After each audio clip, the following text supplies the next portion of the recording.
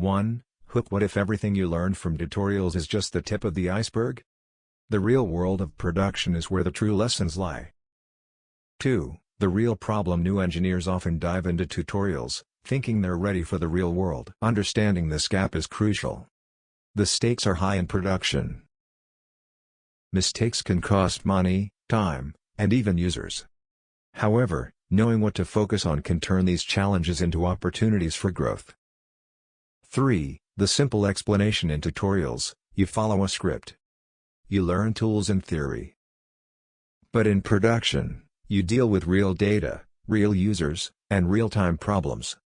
Here's the difference: theory versus practice. Tutorials teach you concepts. Production forces you to apply them.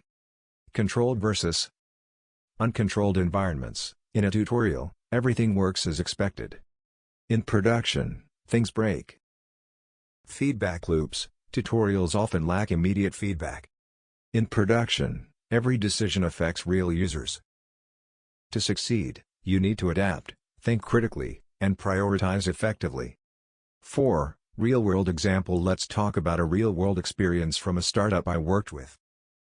We launched a new feature, expecting it to enhance user engagement. The feature was a simple recommendation engine. We thought it was optimized for 1,000 users. We hit go, only to find out our user base exploded to 10,000 overnight. Our service crashed due to a lack of scale testing. Here's how it unfolded. Initial load testing. We assumed our infrastructure could handle the surge. We didn't stress test beyond 1,000 concurrent users. Cost impact. The downtime cost us about $5,000 in lost revenue and customer trust. User experience. Users face lag and error messages, leading to a spike in churn. In the end, we learned the hard way that real-world usage doesn't follow our assumptions. 5. What to do instead to avoid such pitfalls. Here's a step-by-step framework to ensure your production deployments are successful. Step 1. Understand your user load, estimate user growth. If you expect 1,000 users, plan for 10,000. Always overestimate. Step 2. Conduct stress testing. Use tools like JMeter or Locust. Simulate traffic. Test up to 10 times your expected load. Step 3. Monitor performance metrics, set thresholds for latency. Track CPU and memory usage. Use tools like Prometheus or Grafana. Step 4. Implement automated scaling. If using cloud services, set up auto-scaling policies. For instance, scale up when CPU usage exceeds 70% for 5 minutes. Step 5. Prepare for rollbacks. Always have a rollback plan. If a deployment fails, revert to the last stable version within minutes, not hours. 6. Common mistakes. Mistake 1. Ignoring load testing. Fix. Always conduct load tests before deployment. Don't skip just because it worked in staging.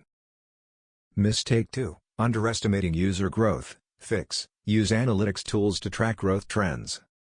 Base infrastructure decisions on data, not assumptions. Mistake 3. Lack of monitoring. Fix. Implement monitoring from day 1. Use alerts for unusual patterns. It's better to know about issues before users do. Mistake 4. Poor communication with teams. Fix. Foster a culture of transparency. Use tools like Slack or Microsoft Teams for real-time updates. Everyone should be on the same page. Mistake 5. Skipping documentation. Fix. Document processes and decisions. This helps onboard new team members and provides clarity during crises. 7. Quick checklist. Here's a quick checklist to ensure a successful deployment. Estimated user load is based on data. Stress tests conducted beyond expected limits. Performance metrics are monitored in real time. Auto-scaling policies are in place. Rollback plan is documented and tested. 8. Summary plus CTA. Production is a different beast than tutorials.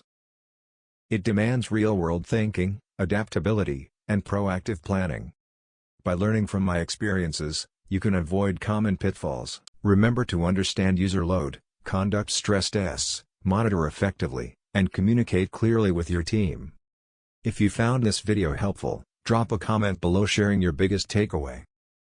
Don't forget to subscribe for more practical tech insights.